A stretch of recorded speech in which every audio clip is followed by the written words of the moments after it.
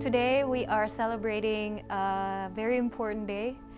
It's called Tumpek Landep in Balinese. It means the day of the metals, the sharp things.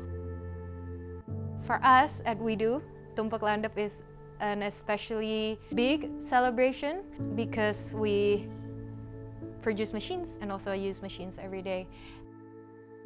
Today is a normal work day, but we don't have any production at all, so the machines are resting today.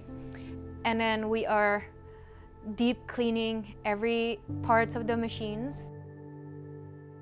And we also clean our space and get the machines ready so we can have the ceremony. In Balinese homes, they will gather all these metal tools that makes their lives easier every day, and then also pray and saying their gratitude because these tools helps us in our daily life. And some people also said that it's really useful to reflect, to maintain the sharpness of your mind. So how to think clearly and how to make decisions clearly every day.